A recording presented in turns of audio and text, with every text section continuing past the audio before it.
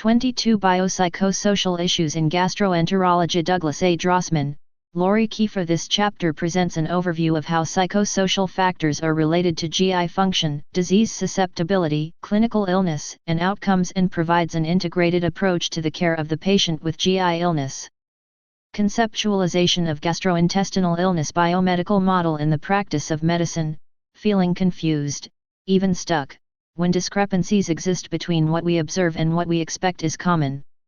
This experience may occur when diagnosing and caring for a patient who has symptoms that do not match our understanding of the degree of disease.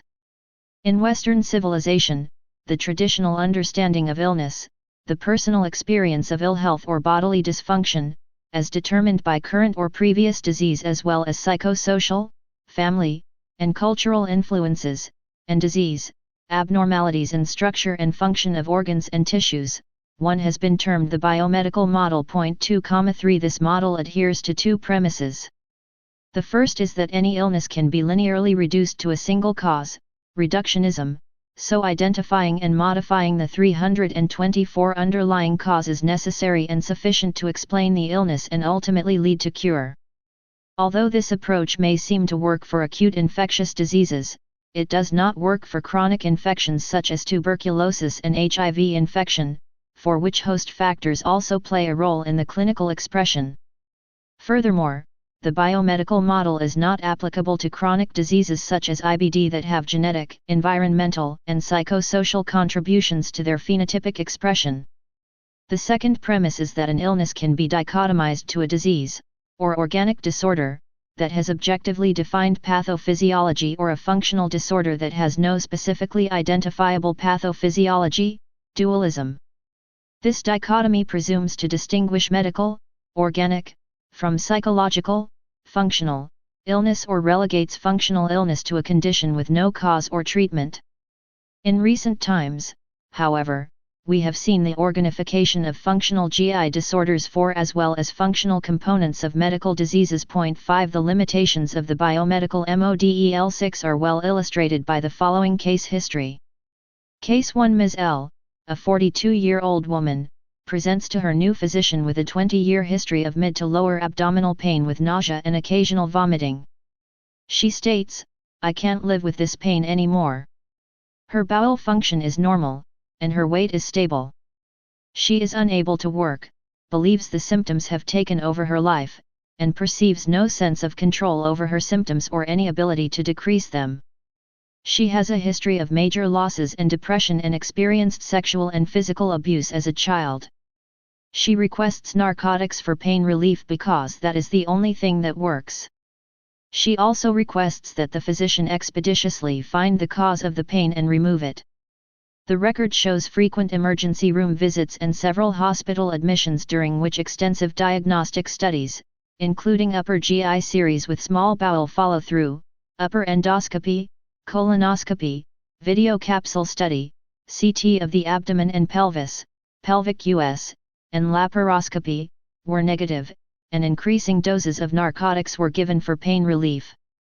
A prior cholecystectomy did not document gallstones, and a hysterectomy was done years earlier for endometriosis, neither relieved the pain. On this occasion, an upper endoscopy shows only a positive rapid urease test for HP, but a 2-week course of treatment for HP infection is without benefit. The patient is then referred to a consulting psychiatrist who confirms a diagnosis of major depression and post-traumatic stress disorder, PTSD, from the history of abuse, but cautions that other possible medical diseases should be excluded.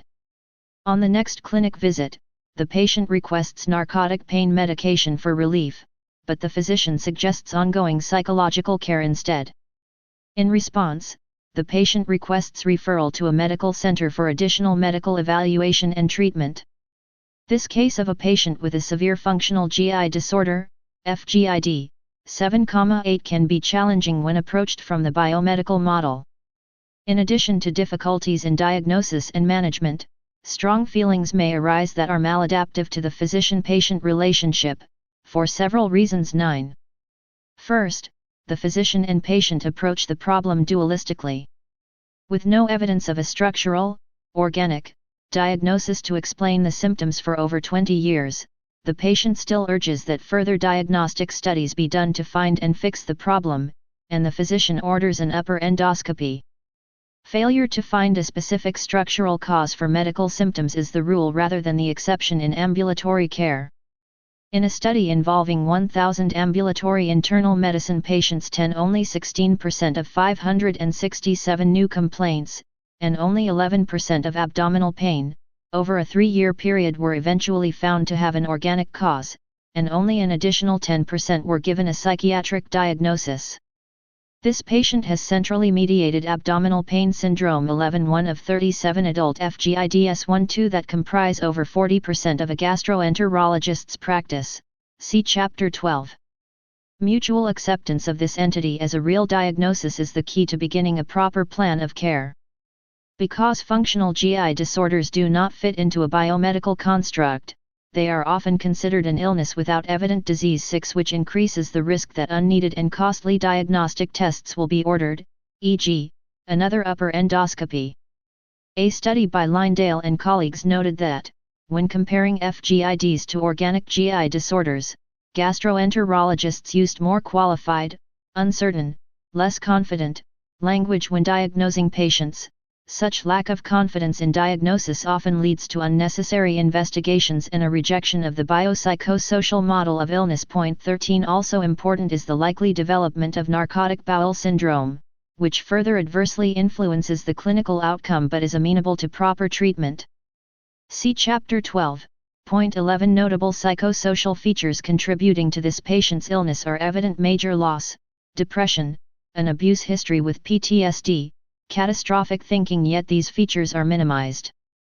The patient views psychosocial factors as separate from, and often less important than, a specific medical disease, and the physician feels unable or unwilling to address them and refers Ms. L to a psychiatrist. In turn, the psychiatrist notes the psychological features but raises concern about whether a medical diagnosis has been overlooked. These viewpoints deflect attention from the relevant diagnoses and proper management, so the process of seeking a diagnosis continues. A related feature in this case is impairment in the interaction between the physician and patient. Their goals and expectations for care are at odds. Whereas the patient wants a quick fix, the physician sees her condition as chronic and ultimately requiring psychological intervention. In response, the patient requests referral to another facility, a response that might have been avoided if the physician had used communication skills that focused on education and negotiation of a mutual plan of care. 1 This vicious cycle of ineffective care, Fig 22.1, results from the limitations imposed by the biomedical model. The cycle occurs not only for patients with FGIDs but also for those with structural disorders such as IBD, for which pain and diarrhea are not explained by the degree of inflammation seen in laboratory values or through endoscopy. 5 Indeed, 40% to 60% of patients with IBD exhibit IBS-type symptoms while their IBD is in remission. 14 The reality is that, 1. The patient's symptoms are incompletely explained by structural abnormalities, 2.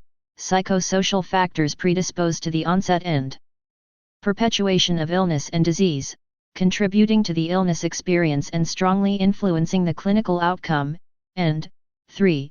Successful application of this understanding and proper management require an effective physician-patient relationship.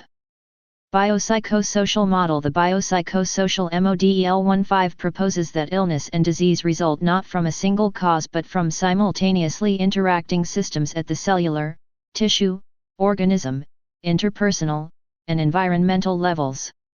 Furthermore, psychosocial factors have iatrogenic harm, high costs. Fig 22.1 Patient-physician vicious cycle. The vicious cycle relates to 3 components. 1. Functional organic dichotomy, in which the diagnosis of a functional GI disorder is not recognized, and the effort is directed toward further tests to identify an organic disease. 2. Limited ability to identify and address underlying psychosocial factors that contribute to the illness, and 3. An impaired patient-physician relationship, with a lack of shared decision-making about diagnosis and treatment. As indicated in this diagram, the risk of the vicious cycle is for increased testing, high healthcare costs, many referrals, and mutual dissatisfaction in care until the cycle is broken. Adapted from Longstreth GF, Drossman severe irritable bowel and functional abdominal pain syndromes, managing the patient and healthcare costs. Clin Gastroenterol Hepital 2005, 3:397 400. Direct physiologic and pathologic consequences, and vice versa. For example, change at the subcellular level, e.g., HIV infection, susceptibility to IBD, has the potential to affect organ function, the person, the family, and society. Similarly, a change at the interpersonal level, such as the death of a spouse, can affect psychological status, cellular immunity, and ultimately disease susceptibility. 16 The model also explains why the clinical expression of biological substrates, e.g., alterations in oncogenes, and associated responses to treatment vary among patients. Figure 22.2 provides the framework for understanding the mutually interacting relationship of psychosocial and biological factors in the clinical expression of illness and disease. Early life factors, e.g., genetic predisposition, early learning, cultural milieu, can influence an individual's later psychosocial environment, physiologic functioning, and disease. Pathologic expression via reciprocal interactions within the brain-gut, CNS enteric nervous system ENS, axis. The product of this brain-gut interaction will affect symptom experience and behavior and ultimately the clinical outcome. Figure 22.2 will serve as a template for the outline and discussion that follows. Early life learning. Early learning in regard to GI issues involves developmental aspects and physiologic conditioning. Developmental aspects at or perhaps even before birth. A person's genetic composition and interactions with the environment begin to affect later behaviors and susceptibility to illness. The earliest interactions involve feeding and elimination. According to psychoanalytic theory, when a child's early innate impulses, e.g., to eat or defecate, confront external environmental, i.e., parental, constraints, Fig 22.2 The biopsychosocial conceptual model. Although the figure highlights functional GI diseases, FGIDs, it is applicable to all digestive disorders. Early life factors, e.g., genetic predisposition, early learning, cultural milieu, can influence an individual's later psychosocial environment, physiologic functioning, and disease.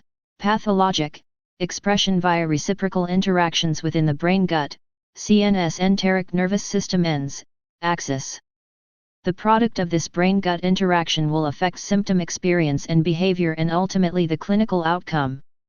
Adapted from Van Oudenhove L., Crowell M.D., Drossman D., ETAL Biopsychosocial Aspects of Functional Gastrointestinal Disorders. Gastroenterology 2016, 150:1355-67, with permission from the Rome Foundation. Situations of conflict arise. Normal personality development involves successful resolution of these conflicts.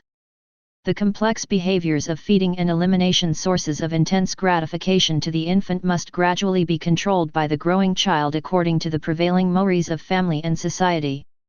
To varying degrees during development, these adopted constraints remain in conflict with desires for immediate gratification. With increased motor control of these functions, the child can defy or comply with environmental constraints by choosing to eat, resist eating, bite, defecate, or withhold stool. When and how these behaviors are displayed will depend on the child's needs and the quality and intensity of the environmental influences affecting them.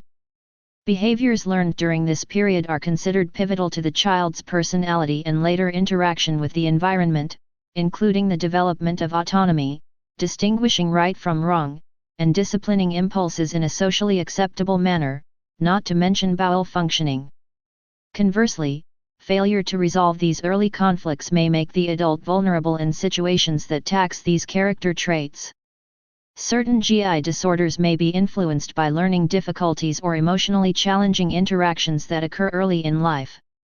Disorders of anorectal function, e.g., dyssynergic defecation, encopresis, may have resulted from painful defecation or difficulties relating to bowel training 17 or to ABUSC18 and can be treated by reconditioning through anorectal biofeedback. 19 Encopretic children may withhold stool out of fear of the toilet, to struggle for control, or to receive attention from parents. 20 Well-designed studies have supported the role of early modeling of symptom experience and behavior in the clinical expression of GI symptoms and disorders. 21 In particular, childhood sexual and physical abuse can have physical consequences, thereby affecting the development or severity of FGIDs. 22 Early family attention toward GI symptoms and other illnesses can influence later symptom reporting, health behaviors, and healthcare costs. 23 Physiologic conditioning. Early conditioning experiences may also influence physiologic functioning and the development of psychophysiologic disorders.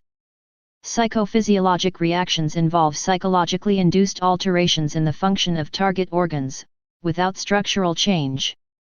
They are often viewed as physiologic concomitants of emotions such as anger or fear, although the person is not always aware of these emotions. Persistence of an altered physiologic state or an enhanced physiologic response to psychological stimuli is considered a psychophysiologic disorder by some researchers.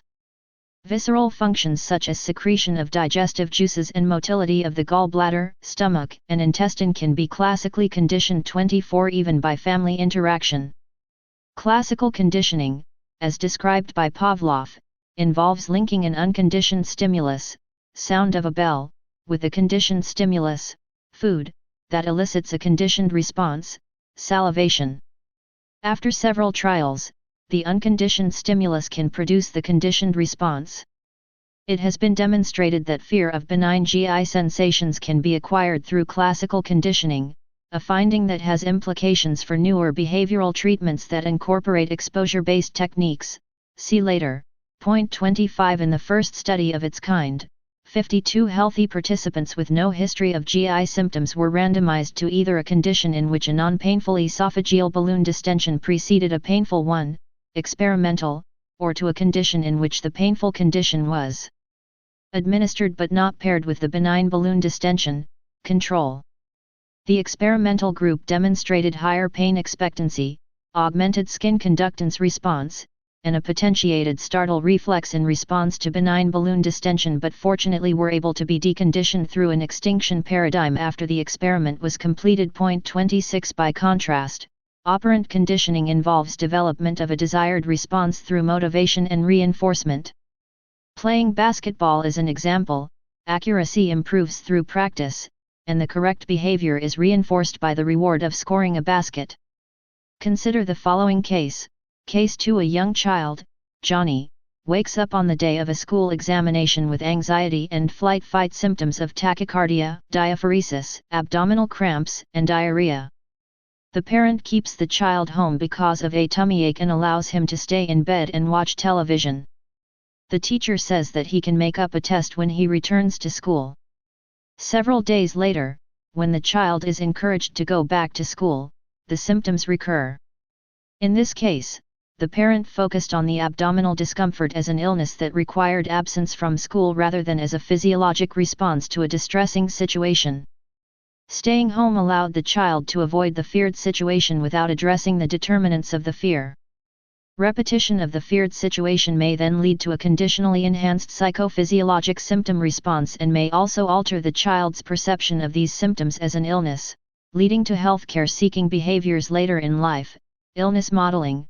27 Children whose mothers reinforce illness behavior have been found to experience more severe stomach aches and more school absences than other children. 23 In 2 studies 24,28 patients with IBS who sought healthcare recalled more parental attention toward their illnesses than those with IBS who did not seek healthcare.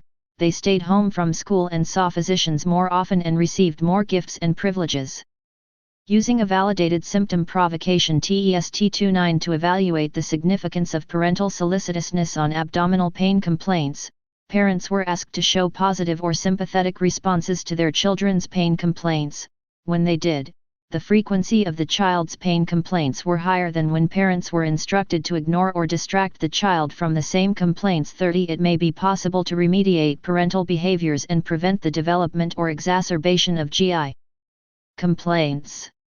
In a large clinical trial of children with functional abdominal pain, now termed centrally mediated abdominal pain, 200 children and their parents were randomly assigned to cognitive behavioral therapy, CBT, targeting the parents' responses to their children's pain complaints and coping strategies or to an educational control condition.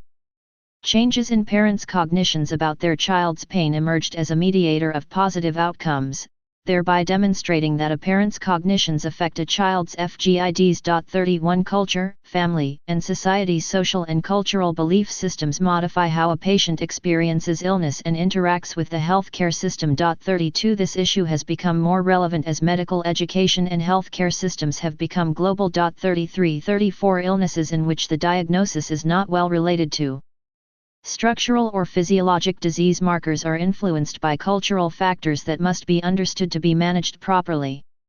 From a global perspective, 70% to 90% of all self-recognized illnesses are managed outside traditional medical facilities, often with self-help groups or religious cult practitioners providing a substantial portion of the care. 35 Rural Mexicans living on the American border reported going to a community healer, e.g., a curandero, for GI symptoms more often than other groups, even when they had free access to a standard medical facility. 36 Cognitive processing of bodily feelings has a powerful cultural element, depending on how one believes the body works.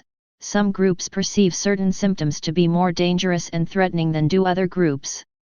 In some non-literate societies, individuals freely describe hallucinations that are fully accepted by others in the community. 37 In fact, the meaning of the hallucinations, not their presence, is the focus of interest, particularly when reported by those in a position of power. Conversely, in Western societies, the emphasis is on rationality and control, and hallucinations produce fear and may be viewed as a manifestation of psychosis until proved otherwise. The cultural difference between individuals, e.g., class structure, may influence the process of care between doctor and patient. Whereas patient-centered care is becoming the dominant model in Western cultures, in African societies, where class differences are strong, physicians and patients do not easily accept such a model. A patient might consider the physician's efforts to involve the patient as a sign of weakness or lack of knowledge. Cultural factors influence the ways in which symptoms are communicated. In qualitative ethnographic studies conducted in New York City in the mid-20th century, 37-38 first and second-generation Jewish and Italian patients were observed to embellish the description of pain by reporting more symptoms in more bodily locations and with more dysfunction and greater emotional expression than did other white immigrants. By contrast, the Irish tended to minimize the description of the pain, and the Old Americans, Protestants, were stoic. These behaviors related to family attitudes and mores surrounding illness can either reinforce or extinguish attention-drawing symptom reporting. Whereas Italians were satisfied to hear that the pain was not a serious problem, the Jewish patients needed to understand the meaning of the pain and its future consequences, perhaps because of the importance of knowledge acquisition within the culture. In a cross-European survey of patients with IBD, Southern European patients, i.e., from Italy and Portugal, reported more and greater degrees of worry and concern about their IBD than did their Northern European counterparts. 39 Cultural differences in explanatory models between physicians and patients may distort communication and produce misunderstandings or negative perceptions. For example, there is no word in Spanish to define the concept of bloating, a symptom commonly reported in English-speaking countries. 33 In China, communicating psychological distress is stigmatizing. 35 So when a person is in distress, reporting physical symptoms, somatization, is more acceptable. 40 However, in Southern Europe, emotional expression is not only assumed but also reinforces the role of family support. 38 Healthcare providers in the rural south of the U.S. need to be familiar with root working, a form of voodoo magic practiced by some rural African Americans. 41 Food and diet are major determinants of symptoms that may manifest differently by culture and geographic region. They may therefore influence the intestinal microbiota, host immune function, and treatment recommendations. Cultural influences affect the interpretation of symptoms as an illness requiring health care, to be self-treated, or to be ignored. Diarrhea is often not considered an illness requiring healthcare among Mexicans, because it is so common and pervasive. 37 Margaret Mead reported that morning sickness did not exist among the pregnant women of Arapesh, among whom there is complete denial that the child exists until the time of birth. 42 Adherence to prescribed treatments is influenced by cultural values. When given the option, the Romani, Gypsies, will select only the top physicians, Ganzos, to take care of a family member and will not follow the recommendations of others. 43 Among Puerto Ricans, type of illness is matched with the treatment based on a hot-cold theory. If a clinician prescribes a hot medicine, not related to temperature, for a hot illness, the patient might not take that medicine because it would disrupt the balance of humors in the body. 44 These types of influences indicate the importance of inquiring about the patient's understanding of the onset, beliefs about cause, clinical course, and desired or expected treatment of an illness. They may affect adherence and possibly the response to treatment. 33 Psychosocial environment. As a child moves into adulthood, genetics, culture, early learning, and other environmental influences are integrated into the individual's unique personality and behavioral style. Life stress, the person's current psychological state, including the presence of a psychiatric diagnosis, coping style, and degree of social support will, in combination, determine the physiologic functioning of the intestine in response to stressful stimuli, susceptibility to an activity of disease, illness perceptions and behaviors, and clinical outcome. Life stress and abuse. Unresolved life stress such as loss of a parent, an abortion, a major personal catastrophic event or its anniversary, or daily life stresses, including having a chronic illness, may influence an individual's illness in several ways by 1. Producing psychophysiologic effects, e.g., changes in motility, blood flow, body fluid secretion, or bodily sensations, thereby exacerbating symptoms. 2. Increasing one's vigilance toward symptoms, called somatic or visceral anxiety. And 3. Leading to maladaptive coping and greater illness behaviors and healthcare seeking. 11, 21, 45, 46 Although the scientific evidence that psychosocial factors are causative in the development of pathologic diseases is compelling, current knowledge based on retrospective and correlative data is not sufficient to prove causation. Nevertheless, the negative impact of stressful life events on a person's psychological state and illness behaviors requires the physician to address them in the daily care of all patients. Sometimes it is sufficient to acknowledge that life stress does not usually improve one's health. A history of physical or sexual abuse strongly influences symptom severity and clinical outcome. 46 With newer research suggesting that low resilience, or the inability to recover and adapt to stressful life events, stress hyperresponsiveness, could be a potential pathway through which early life adversity increases one's risk for IBS. 47 Compared with patients without a history of abuse, patients seen in a referral gastroenterology practice with a history of sexual or physical abuse reported 70% more severe pain, p.0001, and 40% greater psychological distress, p.0001. Spent over 2.5 times more days in bed in the previous 3 months, 11.9 versus 4.5 days, p.0007, had almost twice as poor daily function, p.0001, saw physicians more often, 8.7 versus 6.7 visits over 6 months, p.03, and even underwent more surgical procedures, 4.9 versus 3.8 procedures, p.04, unrelated to the GI diagnosis. 48 Therefore, life stress and abuse history have physiologic and behavioral effects that amplify the severity of the condition experienced.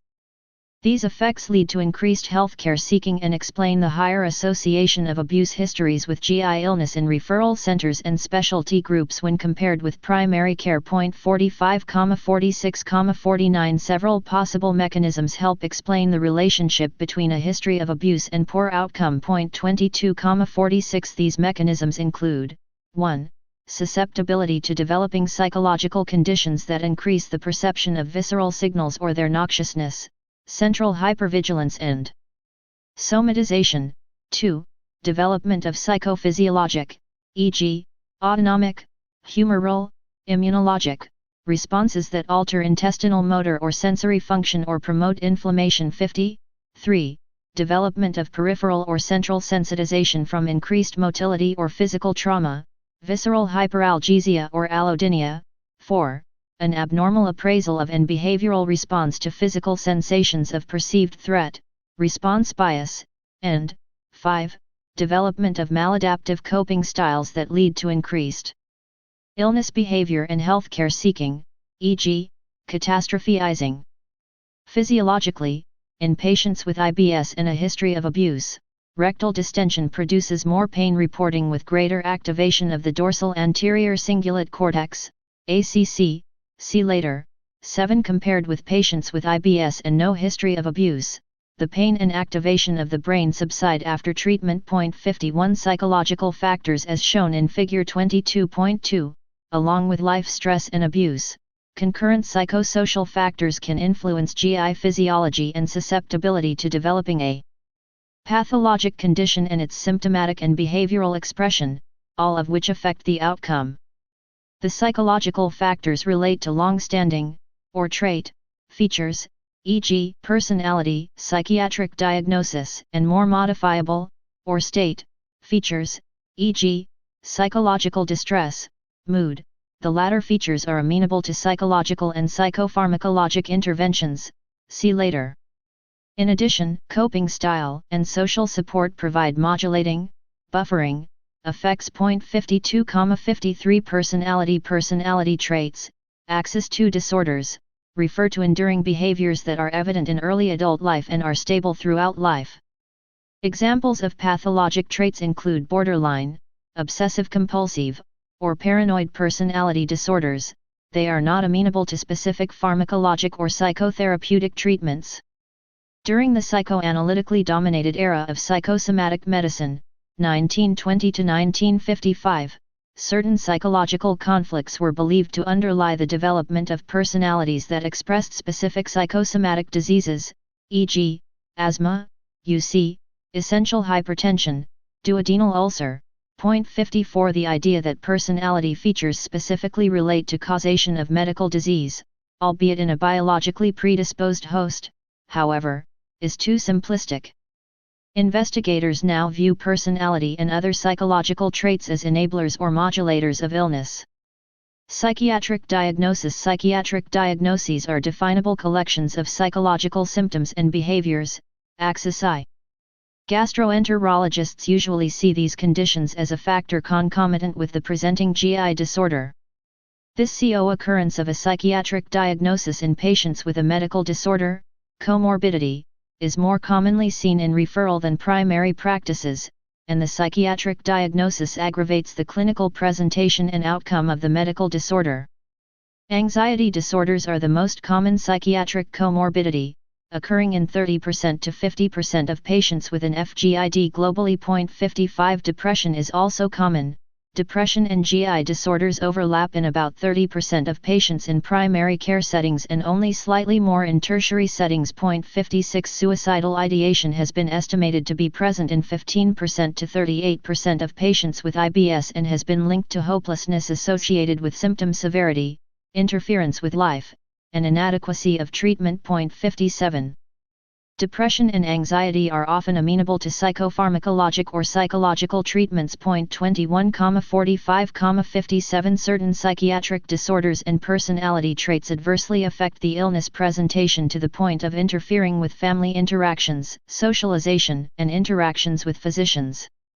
The Diagnostic and Statistical Manual of Mental Disorders, DSM-5 has discarded the concept of somatization in favor of somatic symptom disorder, SSD, DSM-5 300.82.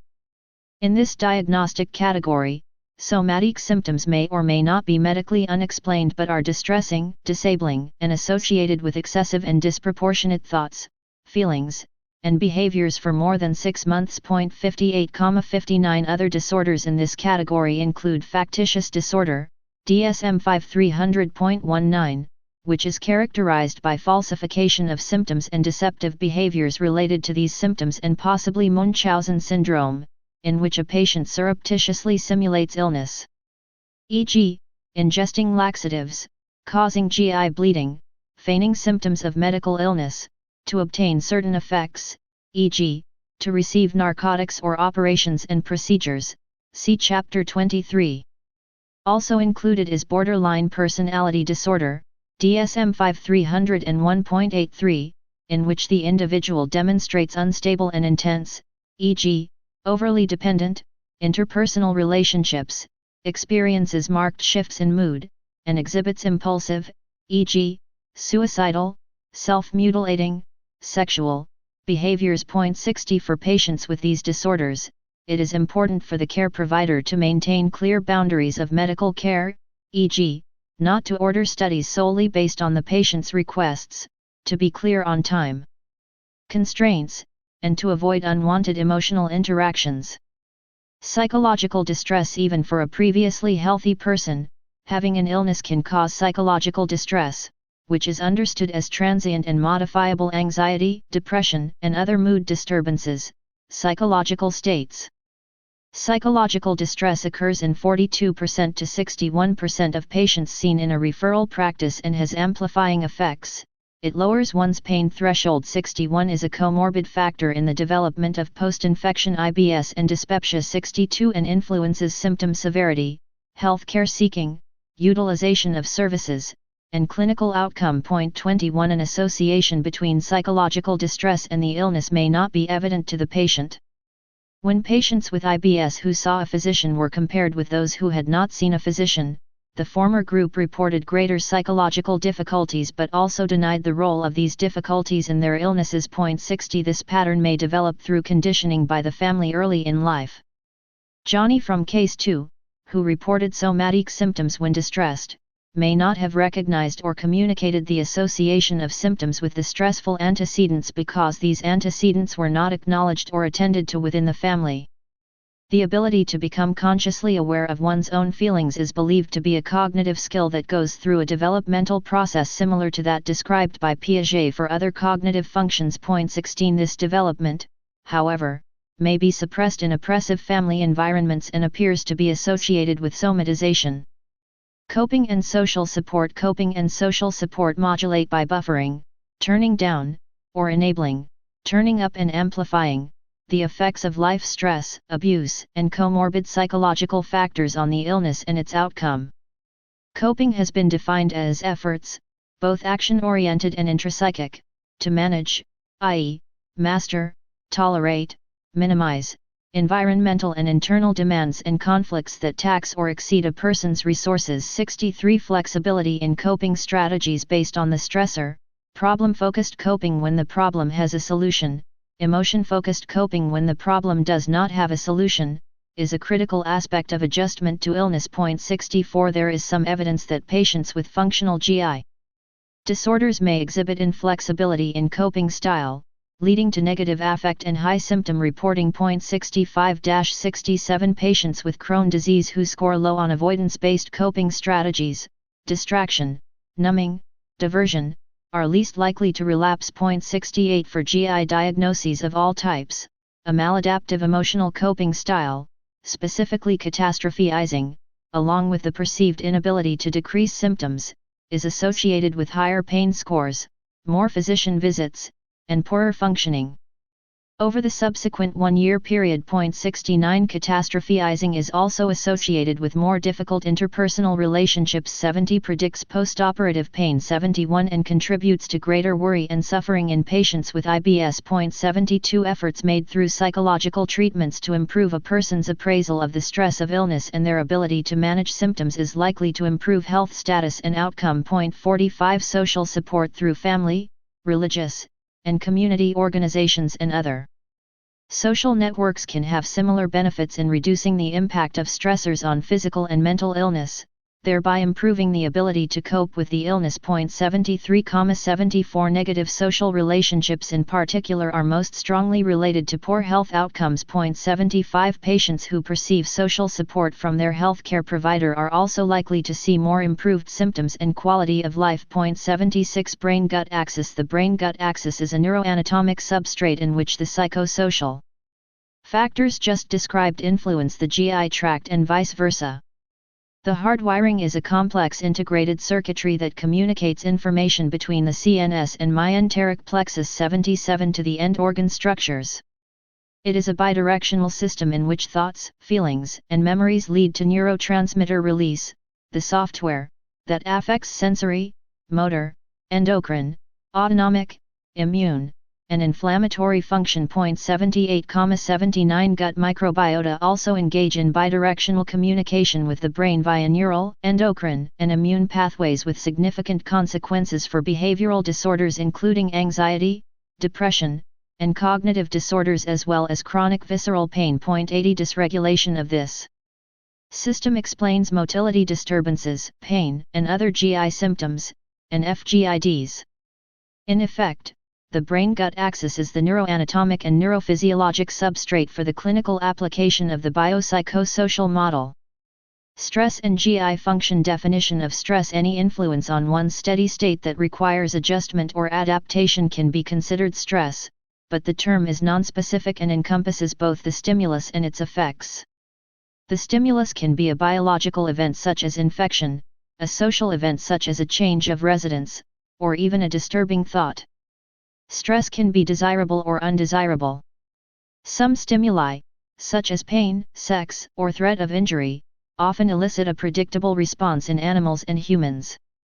By contrast, life events have more varied effects, depending on the individual's personal interpretation of the event. A divorce might be considered a positive experience for one person and a disappointment for another. A stimulus can produce a variety of responses in different persons or in the same person at different times. The effect may not be observed or may be a psychological response, anxiety, depression, a physiologic change, diarrhea, diaphoresis, the onset of disease, asthma, colitis, or any combination of these. A person's interpretation of events as stressful or not and his or her response to stress depend on prior experience, attitudes, coping mechanisms, personality, culture, and biological factors, including susceptibility to disease. Prospective studies have demonstrated that the experience of stressful life events is associated with symptom exacerbation 70 and frequent healthcare seeking among adults with IBS. 81 Chronic life stress has been reported to be the main predictor of IBS symptom intensity over 16 months even after controlling for severity of IBS, anxiety, and demographic features. 69 Finally, stress can affect treatment outcome. One study demonstrated that the presence of a single stressor within 6 months prior to participation in an IBS treatment program was directly associated with poor outcome and higher symptom intensity at a 16-month follow-up when compared with patients who did not have such a stressor. 82 Effects of stress on GI function. Healthy individuals commonly report having abdominal discomfort or a change in bowel function when they are upset or distressed. 83 The reports of symptoms are usually taken into account by clinicians who manage patients, and when these symptoms are severe enough, e.g., to lead to healthcare seeking, assessment of the types and levels of stress is recommended to implement proper care. 84 Cannon noted a cessation in the bowel activity of cats when they reacted to a growling dog. 85 Pavlov first reported that psychic factors affect gastric acid secretion via the vagus nerve in dogs. 86 In humans, Beaumont 87 Wolf 88 and ENGL 89 observed changes in the color of the mucosa and secretory activity of a gastric pouch or fistula in response to psychological and physical stimuli. Gastric hyperemia and increased motility and secretion were linked to feelings of anger, intense pleasure, or aggressive behavior toward others. Conversely, mucosal pallor and decreased secretion and motor activity accompanied fear or depression, states of withdrawal, i.e., giving up behavior or disengagement from others. Complicated cognitive tasks produce high amplitude, high velocity esophageal contractions 90 a reduction in phase 2 intestinal motor activity 91 and prolongation of phase 3 activity of the migrating myoelectric complex, MMC, 92 in the small intestine, see chapter 99. Experimentally induced anger increases motor and spike potential activity in the colon and is greater in patients with FGIDs. 93 Physical or psychological stress also lowers the pain threshold, more so in patients with IBS than others. 61 In both animal models and human studies, stress affects the mucosa to enhance pro-inflammatory cytokine production and mast cell activation and degranulation, particularly near enteric neurons, thereby leading to visceral sensitization. 94 Stress also enhances mucosal permeability due to weakening of tight junctions, with an increase in bacterial translocation into the intestinal wall. 95-97 Acute stress triggers the hypothalamic pituitary axis, leading to increases in cortisol levels and activation of the autonomic nervous system, with increases in pro-inflammatory cytokines such as TNF-alpha, interleukin, IL-6, and interferon gamma. 98-99 Stress can lead to a change in intestinal microflora composition, with a shift from good to bad bacteria. These changes, along with an altered immune response, can result in inflammation and susceptibility to both IBS, particularly post-infection IBS, and IBD. 100 Conversely, alteration of the intestinal microflora can reciprocate back via the brain-gut axis to affect CNS functioning, including mood, learning, and memory. 101 A useful model highlighting the reciprocal relationship between stress and altered immunity is the condition known as post-infection IBS, which develops in about 10% of patients after a bout of infectious enteritis.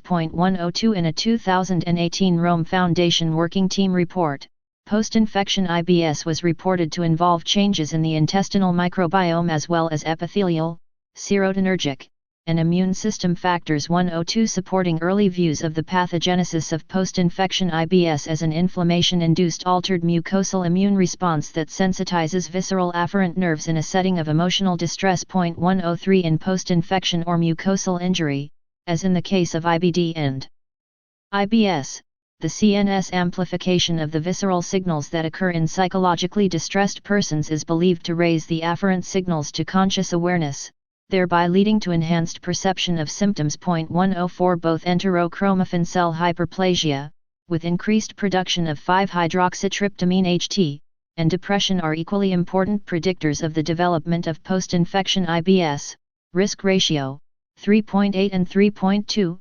respectively. 105 Role of neurotransmitters. Fig 22.3. Connection between the brain and nerves of the GI system. This figure shows the development of the nervous system in the embryo beginning with the neural crest.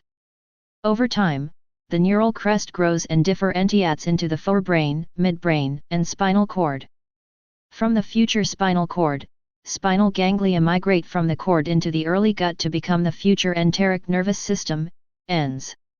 Therefore, the ENS, spinal cord, and CNS are hardwired. No other organ system is as closely connected to the brain as the GI system. This helps explain the clinical observation of the close relationship between psychosocial features and gut functioning, the brain-gut axis. From Van Udenhove L., Crowell M.D., Drossman D., ETAL Biopsychosocial Aspects of Functional Gastrointestinal Disorders. Gastroenterology 2016, 150:1355-67, with permission from the Rome Foundation. As noted previously, the richly innervated nerve plexuses and neuroendocrine associations of the CNS and ENS provide the hardwiring for the brain-gut axis. Mediation of these activities involves neurotransmitters and neuropeptides commonly found in the CNS and intestine. Depending on their locations, these substances have integrated activities on both GI function and human behavior. This observation is not surprising because the hardwiring between brain and gut is established from an onloga that begins as one unit, neural tube, and then differentiates with the growing organism into the big brain and the little brain in the gut. As shown in Figure 22.3, the development of the nervous system in the embryo begins with the neural crest. Over time the neural crest grows and differentiates into the forebrain, midbrain, and spinal cord. From the future spinal cord, spinal ganglia migrate into the early gut to become the future ENS. Therefore, the ENS, spinal cord, and CNS are hardwired. No other organ system is as closely connected to the brain as the GI system. This helps explain the close relationship clinically between psychosocial features and gut functioning, the brain-gut axis.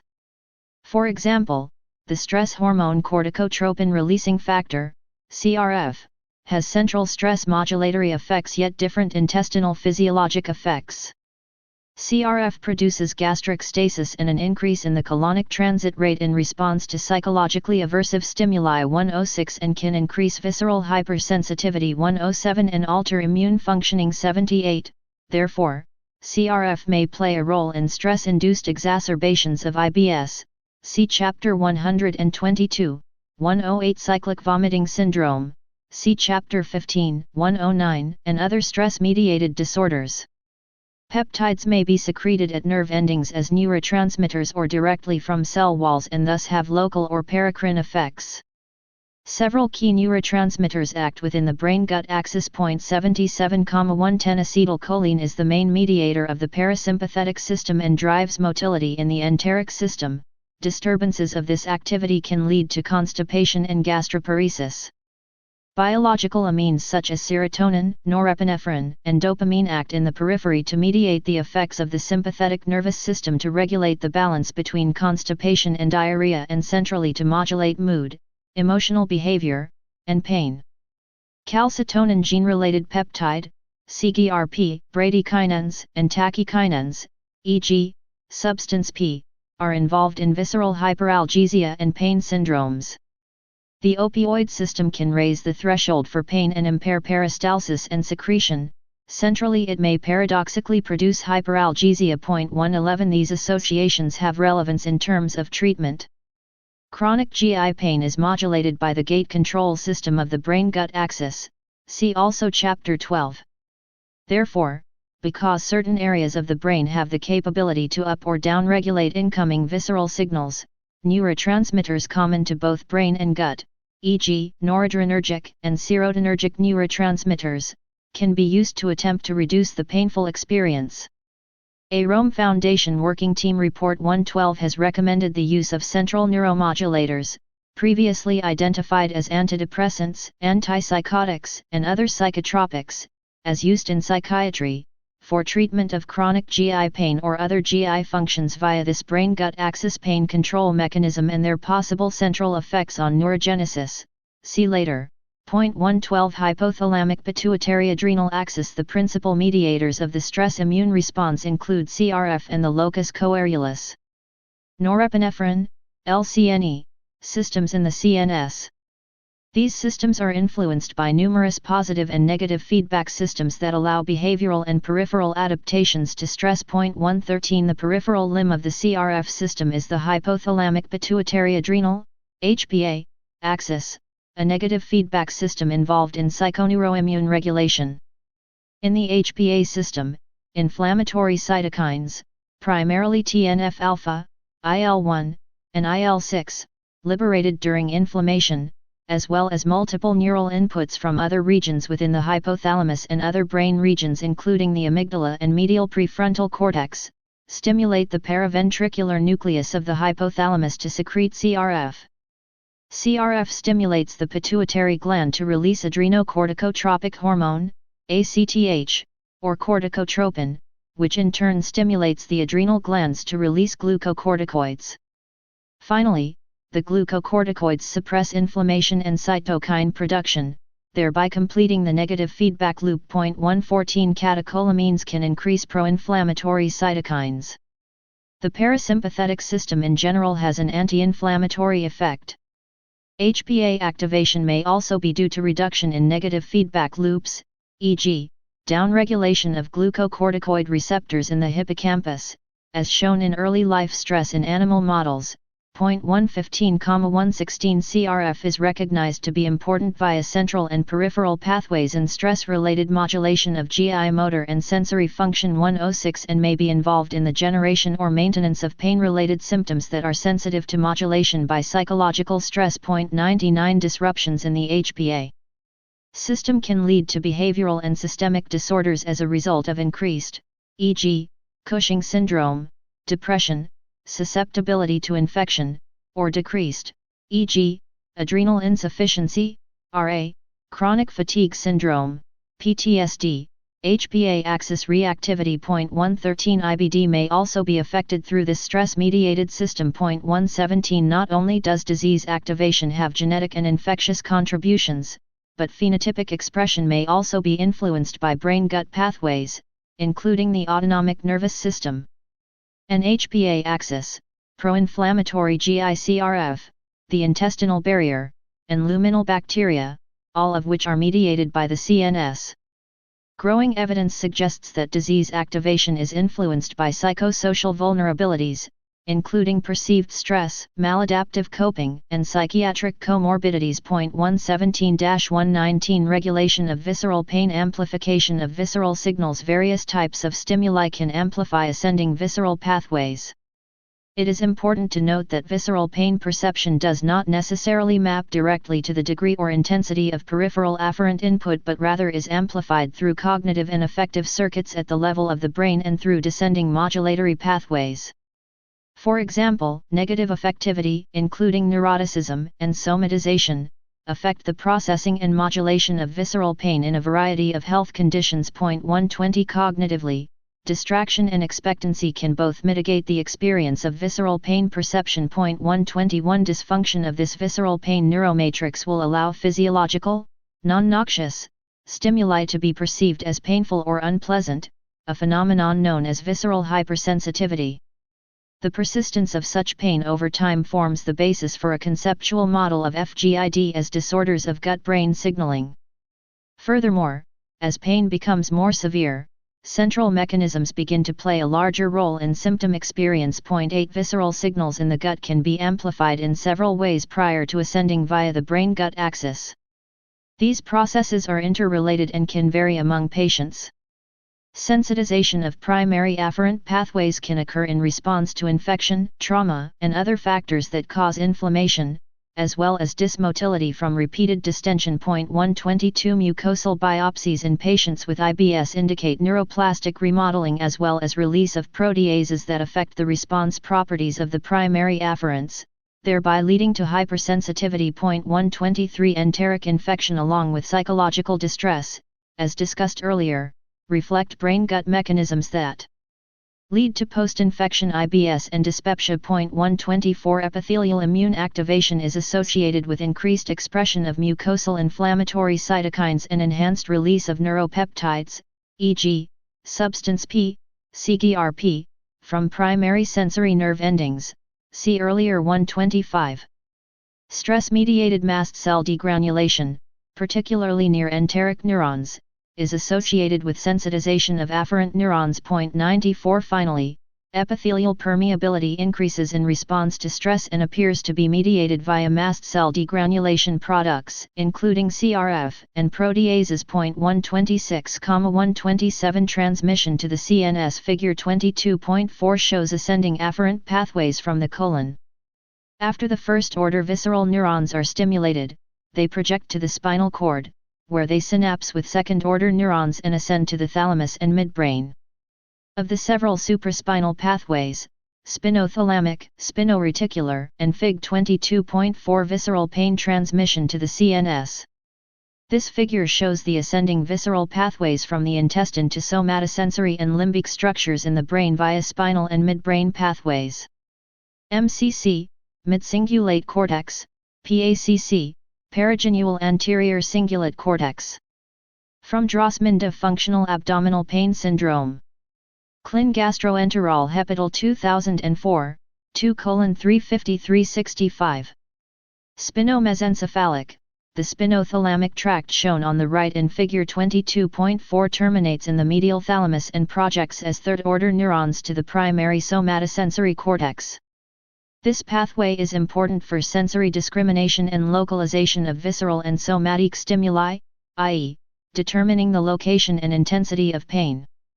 The spinoreticular tract, middle pathway, conducts sensory information from the spinal cord to the brainstem, reticular formation. This region is involved mainly in the affective and motivational properties of visceral stimulation, that is, the emotional component of pain. The reticulothalamic tract projects from the reticular formation to the medial thalamus on the left, and then to the cingulate cortex. The cingulate cortex, see Fig 22.3, is divided into components that include the perigenual anterior cingulate cortex, PACC, which is involved in affect, the midcingulate cortex, MCC, which is involved with behavioral response modification, and the insula, which is associated with reception of incoming visceral signals. These areas are involved in processing noxious visceral and somatic information. This multi-component integration of nociceptive information, dispersed to the somatotypic intensity area, lateral sensory cortex, and to the emotional or motivational affective area of the medial cortex, explains variability in the experience and reporting of pain. This conceptual scheme of pain modulation through sensory and motivational affective components has been supported by studies with PET imaging using radiolabeled oxygen. 128 in healthy subjects who immerse their hands in hot, 47 degrees Celsius, water. Hypnotic suggestion can make the experience painful or pleasant. Notably, no differences are observed between the two groups in somatosensory cortical activation, but in hypnotized subjects who experience the hand immersion as painful, activation of the ACC is higher. The hypnotic suggestion differentiates the functioning of these two pain systems. The suggestion of unpleasantness is specifically encoded in the anterior midcingulate portion of the ACC, an area involved with negative perceptions of fear and unpleasantness and associated with functional pain syndromes. See later. Central amplification. The circuits involved in pain modulation and emotional status involve overlapping brain regions, anterior insular cortex, ACC, medial prefrontal regions, and amygdala, and this overlap may be the basis for the emotional characterizations of pain in GI patients. 51, 129, 130 The brain circuitry involved in hypervigilance, increased attention to threats, and maladaptive coping in individuals with anxiety has been well described. 131 Increased activity in hypervigilance. Associated brain networks leads to the modulation of sensory input, therefore, these networks represent a likely pathway by which pain circuits become dysregulated. 132 Empirical data have supported the hypothesis that a comorbid psychiatric diagnosis, major life stress, history of sexual or physical abuse, poor social support, and maladaptive coping are associated with more severe and more chronic abdominal pain and a poorer health outcome. 21, 48 Figure 22.5 illustrates this association for functional and structural GI disorders. For most patients with mild to moderate symptoms, environmental and bowel-related factors, e.g., intestinal infection, inflammation, or injury, diet, hormonal factors, can lead to afferent excitation and upregulation of afferent neuronal activity. Patients with moderate to severe symptoms also have impaired central modulation of pain as a result of various psychosocial factors, with decreased central inhibitory effects on afferent signals at the level of the spinal cord, disinhibition. In effect, the more severe and constant the pain and the more it is associated with other comorbid symptoms, the more likely the pain is predominantly centrally mediated. 8 Figure 22.6 demonstrates the concept of central sensitization. Visceral sensitization relates to the upregulation of neural signals within first-order neurons of the ends occurring at the level of the gut mucosa, e.g., altered mucosal immune activation, mast cell degranulation, cytokine release in the gut submucosa. Central sensitization relates to CNS upregulation. Repeated stimulation of the first-order neurons leads to sensitization of spinal circuits, thereby increasing the signal originating from the dorsal horn synapse and then via second-order neurons to the brain. Central sensitization may also be enhanced at the level of the brain through connections from centers that subsume stress-related activation. The result is enhanced pain or other types of GI dysfunction that originates from gut through these ascending augmented pathways to the brain. Knowing the severity of the disorder and the purported site of action, i.e., intestine, brain, or both, can help when choosing an approach to treatment. See later. When peripheral influences on severity predominate, medications, surgery, or other modalities that act on the intestine are the primary treatment considerations.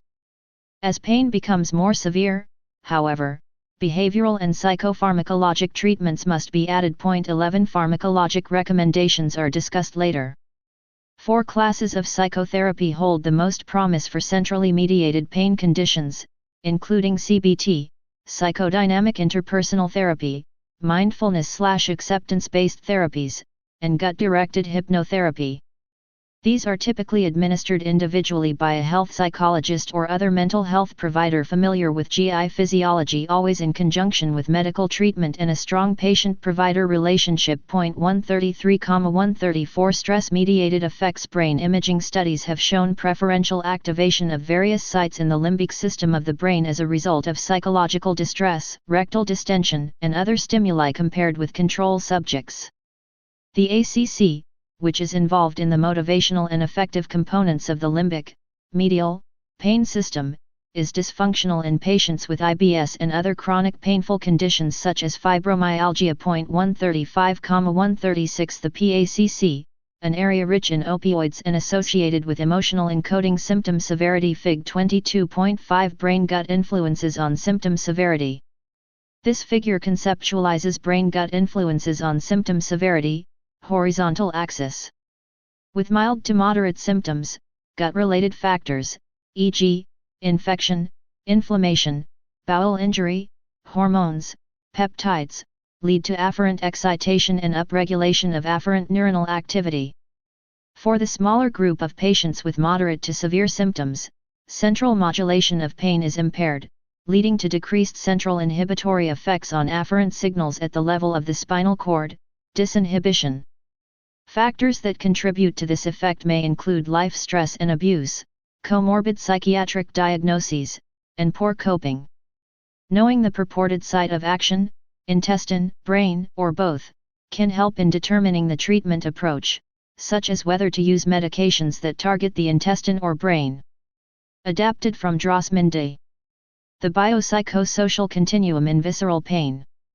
In, Pasri Shah P.J., Willis D., Gehart G.F., editors. Chronic Abdominal and Visceral Pain, Theory and Practice. New York, Informa Healthcare, 2006. Fig 22.6 Central sensitization. Central sensitization relates to CNS upregulation. Repeated stimulation of the first-order neuron leads to sensitization of spinal circuits, thereby increasing the signal originating from the dorsal horn synapse and then via second-order neurons to the brain. Central sensitization may also be enhanced at the level of the brain through connections from centers subsuming stress-related activation.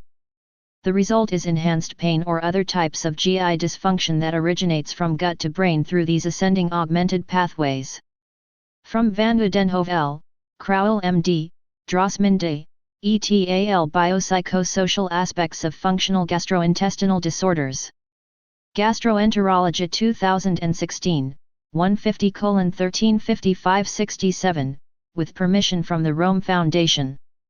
And downregulation of pain, and the dorsal ACC, also called the rostral or anterior MCC, may be activated to varying degrees in response to painful stimuli.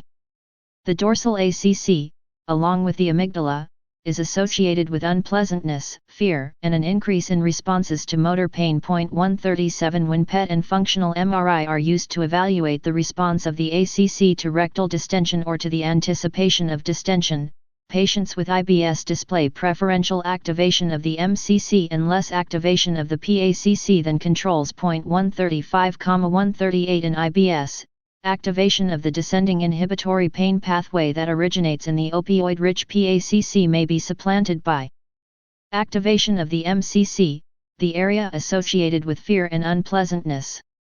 A history of abuse in a patient with IBS leads to greater dorsal ACC activation and reporting of pain with rectal distension than either condition alone. 7 Early life adversity has also been linked to alterations in core brain networks associated with emotion regulation and salience, likely in a sex-dependent manner. 139 With clinical recovery, CNS activity appears to return to normal, i.e., reduced MCC and increased insular activation.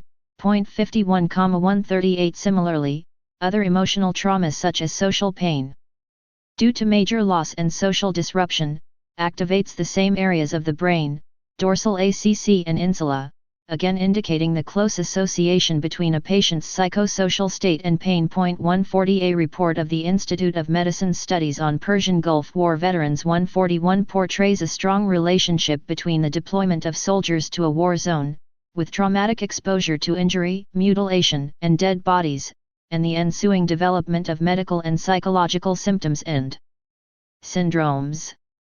In fact, clusters of several medical symptoms were noted, such as those termed Gulf War syndrome, and include IBS, chronic fatigue, and chemical sensitivity syndrome, in addition to PTSD and cognitive impairments.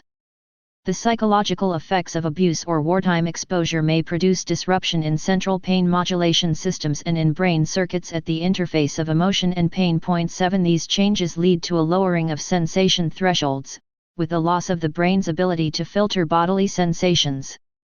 The result is an increase in physical and psychological symptoms and more intense pain and syndromes, e.g., IBS, fibromyalgia, headache, widespread body pain, a condition that has been variably described as somatization, comorbidity, or extra-intestinal functional GI symptoms. 141 The data suggest that psychological and antidepressant treatments are potentially beneficial for more severe forms of chronic pain in which CNS contributions are thought to be preeminent. 112. See later. Spinal cord activation of glia. Evidence indicates that activation of glia, microglia, astrocytes, may also enhance pain amplification following psychological stress, peripheral inflammation, and other factors. 142, 143, 144 Glial activation is associated with the production of pro-inflammatory cytokines, which can upregulate the N-methyldispartate receptor signaling system, thereby contributing to the development of central sensitization and chronic pain. This mechanism has yet to be fully studied for chronic GI pain, but it is recognized to be the mechanism for central hyperalgesia related to narcotic use, as in narcotic bowel syndrome. See Chapter 12. 111 Structural changes. Growing evidence suggests that severe stress, psychiatric disorders, and chronic pain separately or in combination are neurodegenerative disorders much like Alzheimer's disease and Parkinson disease. Functional MRI studies using voxel-based morphometry have shown significant losses of cortical neuron density in key areas of the brain associated with these conditions. These changes are reported to involve the ACC and orbitofrontal cortex in major depression and bipolar disorder. 145, the hippocampus in PTSD and sexual and physical abuse. 146, the ACC, posterior cingulate cortex, and ventromedial prefrontal cortex in chronic somatic PAIN. 147, and the dorsal ACC in IBS. 141 and painful chronic pancreatitis. 148 One hypothesis is that these structural changes are the result of degenerative effects of stress mediators on the CNS that fatigue central control mechanisms and produce central sensitization. The changes may play a role in the transition of intermittent visceral pain conditions such as IBS into more chronic and persistent pain over many years, as in centrally mediated abdominal pain syndrome. 11 Notably, there is evidence that regrowth of neurons, neurogenesis, may occur with centrally targeted treatments such as antidepressants, and prolonged use of these agents help to prevent relapse. 112 Descending modulation. Figure 22.7 shows the central descending inhibitory system that is believed to originate in the PACC, an area rich in opioids. 149 Activation of this region from visceral afferent activity may downregulate afferent signals via descending corticofugal inhibitory pathways. Descending connections from the ACC and amygdala to pontomedullary networks including the periaqueductal gray, rostral ventral medulla, and raphe nuclei activate inhibitory pathways via opioidergic, serotonergic, and noradrenergic systems to the dorsal horn of the spinal cord. 150 The dorsal horn acts like a gate to increase or decrease the projection of afferent impulses that arise from peripheral nociceptive sites to the CNS. Psychological treatments and antidepressants are thought to activate these descending pathways. Cytokines and the brain stress may have pro-inflammatory effects, but intestinal inflammation may also affect behavior reciprocally via activation of cytokines. Inflammation may be a common mechanism for disease even in the brain. Inflammation can affect neurotransmitter metabolism, neuroendocrine function, and neural plasticity in the brain, and there is increasing evidence that major depression and other psychiatric disorders may be mediated by inflammatory factors. 151 Release of inflammatory cytokines from glial cells in the dorsal horn upregulates pain pathways and can produce narcotic hyperalgesia and narcotic bowel syndrome. 111 Fig 22.7 Descending transmission of pain regulatory signals. This figure demonstrates the corticofugal descending inhibitory pathways from the CNS to the spinal cord. The descending pathway is consistent with the gate control theory of pain modulation. ACC, anterior cingulate cortex, PAG, periaqueductal gray. From Drossman Functional Abdominal Pain Syndrome. Clin Gastroenterol Hepital 2004, 2:35365. Many behavioral features, e.g., fever, fatigue, anorexia, depression, of chronic inflammatory diseases including IBD, cancer, infection, and other catabolic conditions, produce what has been called sickness behavior, and this process is associated with peripheral cytokine activation that produces central effects. 152,153 Depressed patients with increased inflammatory biomarkers have been found to be less likely to respond to treatment, and in several studies, antidepressant therapy has been associated with decreased inflammatory responses within the body. Preliminary data from patients with inflammatory disorders, as well as from medically healthy depressed patients, suggest that inhibiting pro-inflammatory cytokines or their signaling pathways may improve a patient's depressed mood and increase the response to treatment with conventional antidepressant medications. 112 Symptom experience and behavior. The product of the interacting effects of brain and GI tract relate to the clinical expression of illness and disease, namely, the symptom experience and subsequent illness-related behaviors. The meaning of illness, the perceived effect of alterations in body image, e.g., having a colostomy, social acceptability, the degree of functional impairment and its implications at work and at home, and the likelihood of surgery or untimely death must all be dealt with by the patient. How well the patient adapts, in addition to the quality of the physician's involvement, is crucial to the patient's psychological well-being and clinical course. Some chronically ill patients regress and become dependent.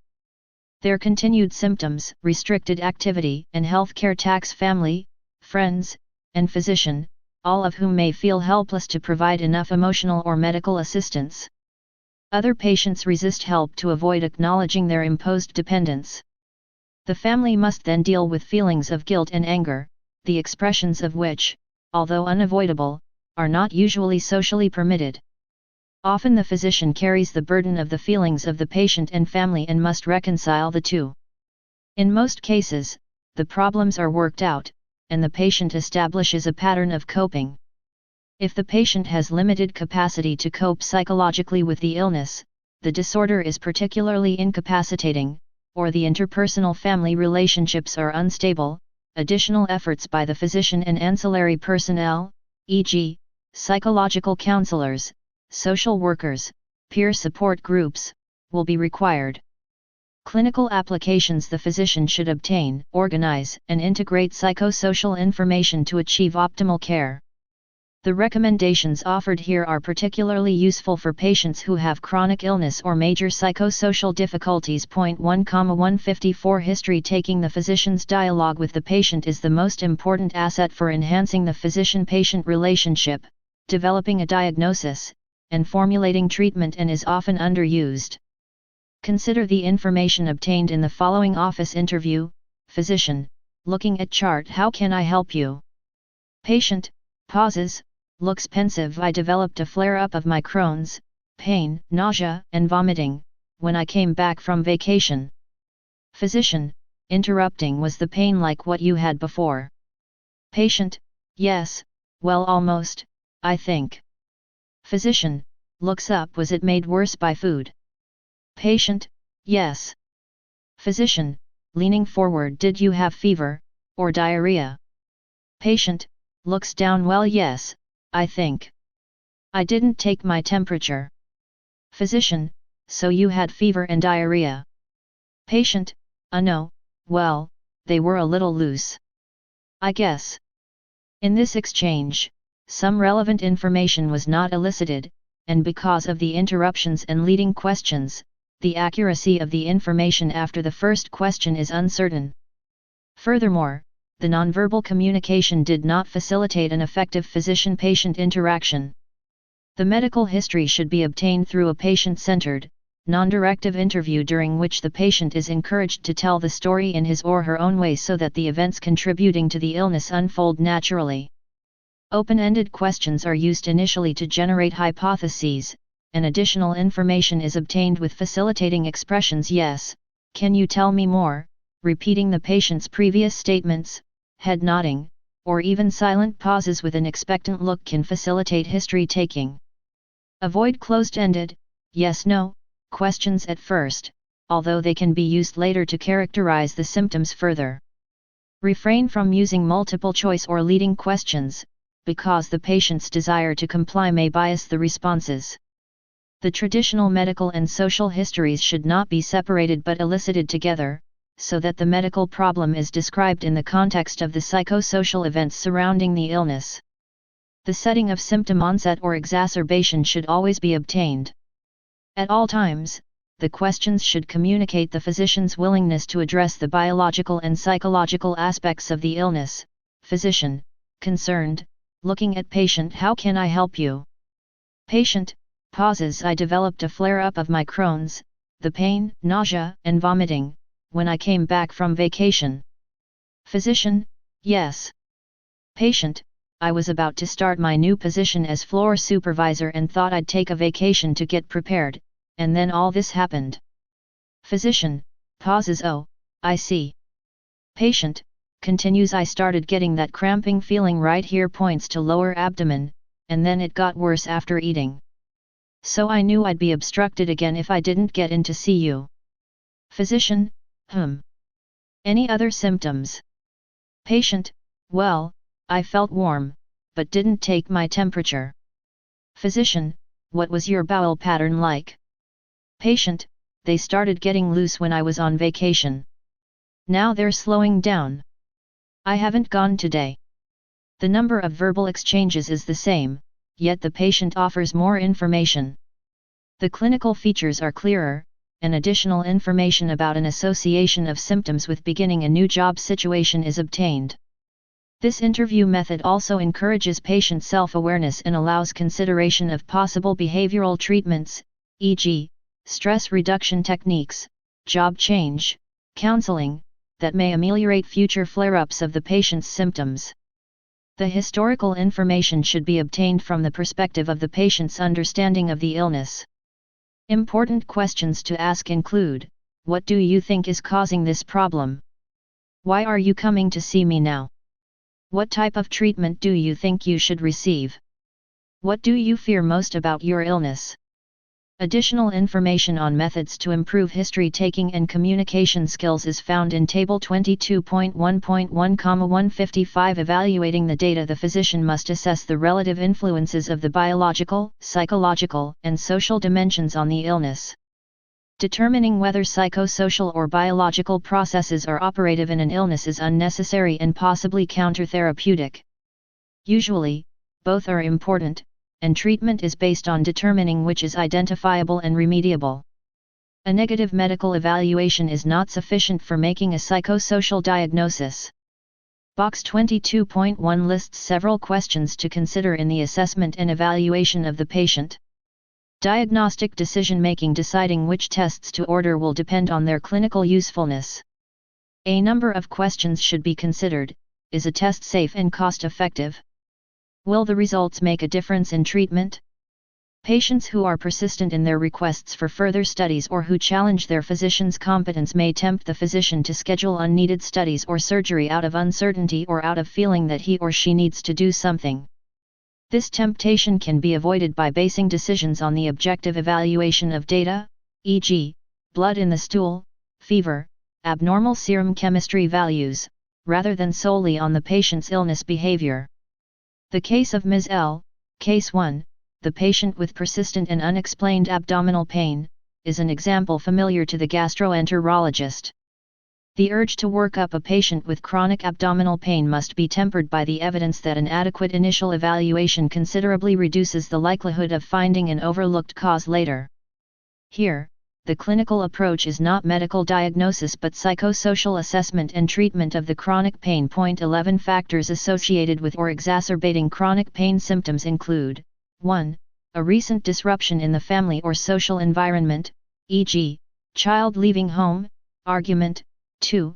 Major loss or anniversaries of losses, e.g., death of a family member or friend, hysterectomy, interference with the outcome of pregnancy. 3. History of sexual or physical abuse. 4. Onset or worsening of depression or other psychiatric diagnosis. And 5. A hidden agenda, e.g., narcotic-seeking behavior, laxative abuse, pending litigation, disability. Although consultation and treatment with Box 221 questions to consider in the clinical evaluation of the patient. Does the patient have acute or chronic illness? What is the patient's life history of illness? Why is the patient coming for medical care now? What are the patient's perceptions and expectations? Does the patient exhibit abnormal illness behavior? What is the impact of the illness on the patient? Is there a concurrent psychiatric diagnosis? Are there cultural or ethnic influences? How does the family interact around the illness? What are the patient's other psychosocial resources? How extensive should the evaluation be? Should the patient be referred to a psychiatric consultant? A mental health provider may be needed. It is important that the physician continue to be involved in the patient's care and be vigilant about the development of new findings. 156 At times, decisions must be made with incomplete or nonspecific information. Particularly for chronic symptoms, when studies are unrevealing and the patient is clinically stable, it is wise to table 22.1 Nonverbal and verbal factors that facilitate or inhibit communication. Factor facilitate inhibit nonverbal clinical environment: private, comfortable, noisy, physical barriers, eye contact, frequent, infrequent or constant listening, actively listening. Questions relate to what the patient says, distracted or preoccupied, e.g., typing, body posture, direct, open, relaxed, body turned, arms folded, head nodding, well-timed, infrequent or excessive body proximity, close enough to touch, too close or too distant. Facial expression shows interest and understanding, preoccupied, bored, disapproving, voice gentle, harsh, rushed, touching, helpful if well-timed and used to communicate empathy, insincere if inappropriate or improperly timed. Synchrony, arms, legs, concordant, discordant. Verbal question forms open-ended to generate hypotheses, rigid or stereotype style, closed-ended to test hypotheses. Multiple choice or leading questions: you didn't, did you? Uses the patient's words, uses unfamiliar words or jargon, facilitates patient discussion by echoing and affirmative gestures. Interruptions, undue control of conversation, uses summarizing statements, not done question/interview style. Non-judgmental, judgmental, follows lead of patient's prior comments, patient-centered, follows own preset style or agenda, uses a narrative thread. Unorganized, uses silence appropriately, interrupts or uses too much silence. Reassures and encourages appropriately, reassures or encourages prematurely or in an unwarranted manner. Communicates empathy, does not provide or not sincere recommendations. Elicits feedback and negotiates, does not elicit feedback. Directly states views, asks/provides medical information appropriate to the clinical issues, asks too many biomedical questions and provides too detailed information. Asks/provides psychosocial information, elicits in a sensitive and non-threatening manner, ignores psychosocial data or asks intrusive or probing questions. Humor, uses humor when appropriate and facilitative, uses no or inappropriate humor. Tolerate the uncertainty in diagnosis and observe the patient for new developments over a period of time. Experienced physicians usually make diagnostic and treatment decisions based on the degree of change in the condition over weeks or months, rather than on one or two occasions. Consultation with a psychiatrist or health psychologist should be considered when additional psychological data could clarify the illness or improve patient care. 156 Examples include 1. Identification of a psychiatric diagnosis for which specific treatment, e.g., psychopharmacologic agents, may be beneficial. 2. Serious impairment of the patient's level of psychosocial functioning, e.g., inability to work, or 3. Consideration of invasive diagnostic or therapeutic strategies on the basis of the patient's complaints, without clear indications from the medical data. Treatment approach: establishing a therapeutic relationship. The physician can establish a therapeutic relationship with a patient through good communication skills that are implemented by using specific guidelines. 1. Allowing the patient to complete his or her opening statement. 2. Eliciting concerns and establishing a rapport. 3. Using a combination of open-ended and closed-ended questions to gather and clarify information. 4. Identifying and responding to the patient's personal situation, beliefs, and values. 5. Using language the patient can understand to explain diagnosis and treatment plans. 6. Checking for the patient's understanding. 7. Encouraging the patient to participate in decisions and exploring the patient's willingness and ability to follow care plans. 8. Asking for other concerns the patient might have. And 9. Discussing follow-up activities expected of the patient before closing the visit. Point 157. This strategy must be individualized because patients vary in the degree of negotiation and participation they require. Overall, the physician must be non-judgmental, show interest in the patient's well-being, and be prepared to exercise effective communication skills. Point 1,158. Eliciting, evaluating, and communicating the role of psychosocial factors. Fear of disapproval and lack of trust often prevent a patient from sharing intimate thoughts and feelings, an obstacle that can be overcome by a good physician-patient relationship. When the patient is unwilling or unable to accept the role of psychosocial factors in illness, the physician can still obtain such information indirectly by inference and should not attempt to provide the patient with insight. If the patient asks whether the problem is just in my head, the physician should explain that illness is rarely either mental or physical, that understanding all factors, including the patient's feelings, is important, and that many chronic conditions are associated with depression or unrealistic fears. Consistent with the biopsychosocial model of illness, discussing psychosocial and biological factors in terms of causation, e.g., by stating, "It is common for stress to cause your problems," or exclusion, e.g., by stating, "The workup is negative, it must be stress," is not helpful. Providing reassurance: a patient's fears and concerns require reassurance. If the reassurance is premature, inadequate, or inappropriate, it will be perceived as insincere or as a lack of thoroughness by the physician. The physician should respond to the patient's needs and requests empathically but not succumb to pressure to do anything that would not be in the patient's best interest. For example, disability may be a disincentive to helping the patient re-establish wellness and return to gainful employment. If the patient does not qualify for disability, the physician should be clear about it. Recognizing the patient's adaptations to chronic illness. Illness is associated with certain benefits for the patient, such as increased attention and support, release from usual responsibilities, and possibly social and financial compensation. For some patients, more may be lost by giving up the state of illness than gained by wellness, and improvement may be slow. The patient can be helped by improving his or her psychosocial adjustment to the illness, e.g., improving coping strategies. Reinforcing healthy behaviors. Sometimes, complaints of physical distress are a maladaptive effort to communicate emotional distress or receive attention. The physician may unwittingly reinforce this behavior in several ways. 1. Paying a great deal of attention to the patient's complaints to the exclusion of other aspects. 2. Acting on each complaint by ordering diagnostic studies or giving a prescriptive medication. Or 3. Assuming total responsibility for the patient's well-being. The patient learns to keep the physician's interest by reporting symptoms rather than by trying to improve, thereby perpetuating the cycle of symptom recitation and passive interaction. To encourage a patient to take more responsibility for his or her care and have a heightened sense of control, the physician may offer a choice among several treatments or help design a self-management program. The physician should limit discussion about symptoms to what is needed to satisfy medical concerns and focus instead on adaptations to the illness rather than the cure. I often find it best not to ask about the patient's symptom, e.g., "How is your pain?" because the question puts my attention on the fact that the patient is having symptoms. Rather, I ask about the symptoms in the context of the patient's health-promoting behaviors, e.g., what are you doing to manage your pain? Psychopharmacologic treatment. Psychopharmacologic agents act on neurotransmitter receptors in the brain-gut regulatory pathways that target serotonergic, noradrenergic, dopaminergic, and opioidergic receptor sites and produce various effects that include 1.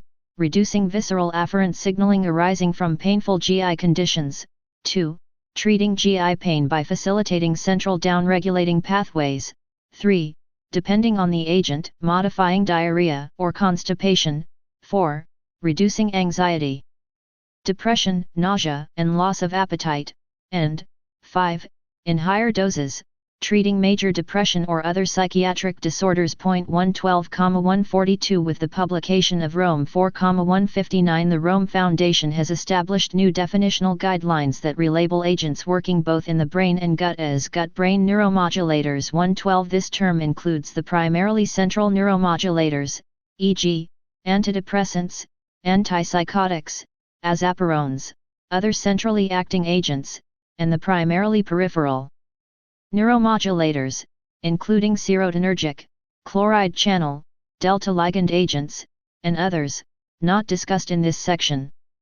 It is believed that this new terminology will improve understanding of their pharmacologic value, reduce stigma, and likely improve treatment adherence when treating patients with GI disorders. The major classes of the antidepressant-type central neuromodulators used for treating GI disorders include the tricyclic antidepressants, TCAS, e.g., amitriptyline, imipramine, desipramine, nortriptyline, the selective serotonin reuptake inhibitors, SSRIs, e.g., floxetine, sertraline, citalopram, escitalopram, paroxetine, the serotonin and norepinephrine reuptake inhibitors, SNRIs, e.g., duloxetine, venlafaxine, desvenlafaxine, milnacipran, and the noradrenergic and specific serotonin agents, tetracyclics, e.g., mirtazapine, mianseran. The anti-anxiety agents include benzodiazepines, e.g., lorazepam, clonazepam, and the azapirones, e.g., buspirone. The newer atypical antipsychotics, e.g., quizapine, olanzapine, aripiprazole, are used as augmenting agents in addition to anti-anxiety effects. More detailed discussion of the pharmacology, clinical actions, and side effects of these agents for treating GI disorders can be found elsewhere. 112,142 Tricyclic antidepressants. The TCAS can reduce chronic pain. 160,161 through peripheral and central mechanisms, including activation of corticofugal pain inhibitory pathways by noradrenergic and serotonergic activation, reducing afferent signaling in the gut and, in higher doses, treating psychiatric comorbidities such as anxiety and depression. Their noradrenergic and anticholinergic effects also reduce intestinal transit rate and can therefore help patients with diarrhea. The usual starting dose is 25 to 50 mg, and the dose can be increased as needed to 100 mg on average. TCAS can also treat major and secondary depressive symptoms when used in full antidepressant doses, greater than or equal to 150 mg/d. Their antihistaminic and anticholinergic side effects may lead to non-adherence because of constipation, orthostasis, or dry mouth and eyes. However, the secondary amine TCAS, desipramine, nortriptyline, have less activation on cholinergic and histaminic receptors and produce fewer of these side effects than the tertiary amines, TCAS, amitriptyline, imipramine.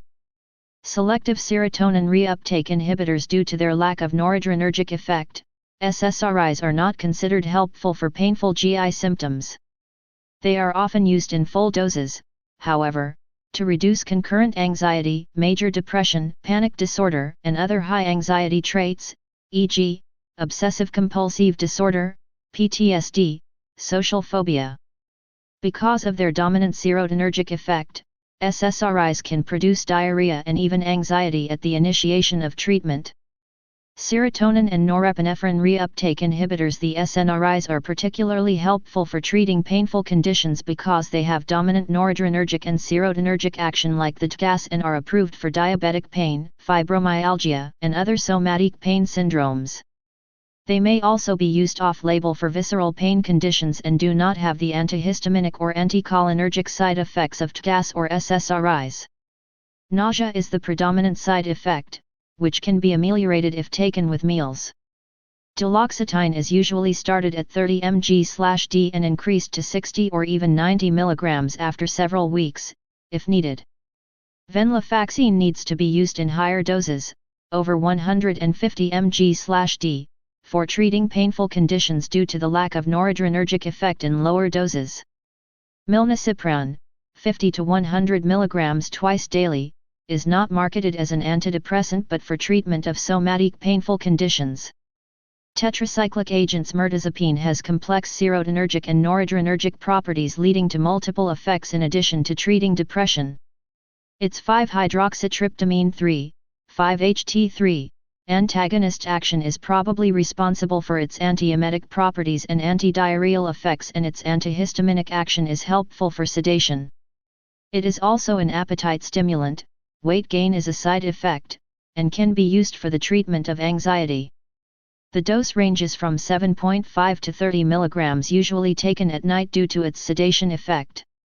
Anti-anxiety agents. The benzodiazepines are frequently used to ameliorate acute anxiety, particularly if the anxiety is associated with stress-induced flare ups of bowel disturbance. Their potential benefit should be balanced with the long-term risks of sedation, drug interactions, habituation, and rebound after withdrawal, and they are not recommended for chronic use. Buspirone is a non-benzodiazepine azaparone that is used for generalized anxiety disorder and, because of its 5-HT1 action, has been recommended for treating functional dyspepsia, in doses of 15 to 30 mg twice daily, due to its effect on fundic relaxation. Atypical antipsychotic agents. Although originally developed for the treatment of schizophrenia and bipolar disorder, in low doses the atypical antipsychotics have profound anti-anxiety effects, and some agents, e.g., quizapine, olanzapine, have sedation effects, whereas others, e.g., aripiprazole, brexpiprazole, are more activating but may produce akathisia. They can be used for patients with GI disorders to augment the effect of an antidepressant for chronic pain, just as they are used to augment the treatment of depression, see later.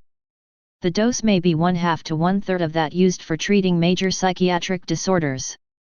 Opioids have no role in treating patients with chronic pain or a psychosocial disturbance because of their potential for abuse, dependency, and narcotic bowel syndrome. 162,163 patients in whom narcotic bowel syndrome develops need to be identified and can be treated successfully with detoxification. See Chapter 12. 164 Augmentation treatment. When a single agent is unsuccessful, treatment can be enhanced by using low-dose drug combinations to achieve synergistic effects. The concept of augmentation involves activation of different receptor sites in the brain to enhance the therapeutic effect. 112,142 This approach also minimizes side effects when a single agent is pushed to higher doses.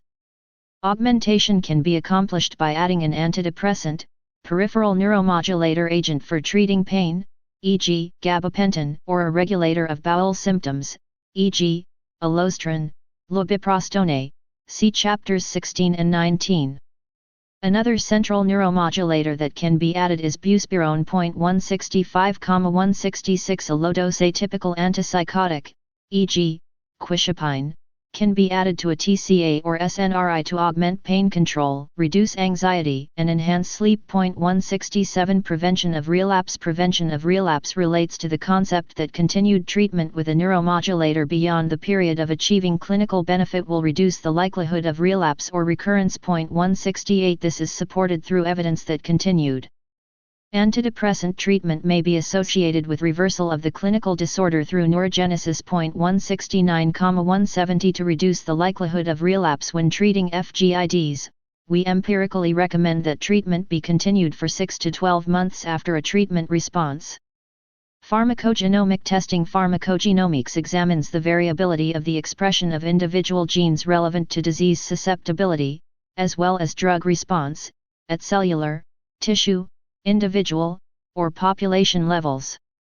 Genetic polymorphisms may also influence the response to medications through their effect on drug metabolism. 171 Pharmacogenomic measurement of almost all central neuromodulators is available, and their use is growing, particularly in the management of chronic pain. 172 Therefore, pharmacogenomic testing may be of value for selecting an optimal neuromodulator, optimizing benefit and reducing toxicity, or augmenting treatment by using several medications for which drug interactions should be avoided. 173 Behavioral treatments. Behavioral treatments are safe, and their benefit may go beyond symptomatic treatment to induce positive physiologic effects. They are particularly suited to patients who do not want to take or who are sensitive to medications. In combination with drugs, however, these approaches can have augmentative benefit. 11 All behavioral modalities help patients deal with maladaptive illness beliefs and behaviors and the relationship between stress, life events, and symptoms. CBT is a brief, skills-based, collaborative therapy that seeks to remediate maladaptive thoughts and coping styles known to amplify GI symptoms. 174 Some of the most common targets in CBT for IBS include hyperarousal, visceral anxiety/symptom-specific fear, and pain catastrophizing. 175 CBT can be administered to individuals or in groups. 133,176 via the Internet. 177,178 and has been shown to be effective in as few as 4 sessions. 179 CBT has been shown to be effective in a range of digestive disorders, including teenagers. 180,181 and adults with IBD. 182 Interpersonal dynamic psychotherapy is also a short-term psychological therapy focused on identification of interpersonal situations that lead to an exacerbation of symptoms. Symptoms improve when conflicts are resolved through the therapist-patient relationship. The technique has been shown to improve symptoms and reduce disability and healthcare costs in IBS. 183 Especially when a history of abuse is present. 184 The aim of stress reduction, relaxation training, is to counteract the physiologic effects of stress. Reduction in skeletal muscle tension can decrease autonomic arousal and subjective tension and anxiety and may improve intestinal motility. Stress reduction and relaxation training includes modalities such as guided imagery, relaxation response meditation, yoga, and biofeedback. Mindfulness meditation is a form of relaxation involving an active non-judgmental awareness of body sensations and emotions. Group mindfulness meditation has resulted in a reduction in symptoms and improvement in health-related quality of life, as well as reduced stress levels. In women with IBS. 185 Gut-directed hypnosis is a heightened state of awareness and mental focus, often induced by deep relaxation, that allows for gut-specific healing suggestions to enter the brain without resistance. Data from studies in different centers support the use of hypnosis as an effective, viable treatment option in IBS that improves symptoms and quality of life and reduces stress and anxiety. 186,187 The beneficial effects of hypnosis have been shown to persist at long-term follow-up. 188 Hypnosis has also shown success in reducing inflammatory markers in stool acquired during sigmoidoscopy. 189 And prolonging clinical remission in patients with IBD. 190 Predictors of a favorable outcome with behavioral treatments include the patient's confidence in treatment success, perceived sense of control over symptoms, a good relationship with the therapist, and an early response. 191,192 The patient must see psychological care as relevant to personal needs rather than to prove I'm not crazy. The choice of intervention depends on local expertise and availability as well as the patient's preference. Clinician-related issues. A patient's psychosocial difficulties may affect the clinician's attitudes and behaviors. 9 And, if not recognized, may adversely affect the patient's care. Physicians are uncomfortable making decisions in the face of diagnostic uncertainty. 193 Because the assumption is that more knowledge will make the illness more treatable. Nevertheless, many clinical treatments are undertaken for symptoms or psychosocial concerns that are not based on a specific diagnosis, particularly for patients with unexplained complaints who demand a diagnosis or for those who are thought to be litigious. The physician risks excessive diagnostic testing or unneeded or harmful treatments in such patients, sometimes called furor medicus. 194 Alternatively, the physician may not believe that the complaints are legitimate and may then exhibit behaviors, e.g., referring the patient to a psychiatrist, that the patient will recognize as rejection. Some patients and physicians experience interpersonal conflicts. The patient, feeling helpless and out of control, may behave in ways interpreted by the physician as dependent and demanding. These feelings may lead to blame or stigmatization by the physician. The physician must understand that these behaviors are part of the patient's maladaptive communication style and should not be perceived as personal.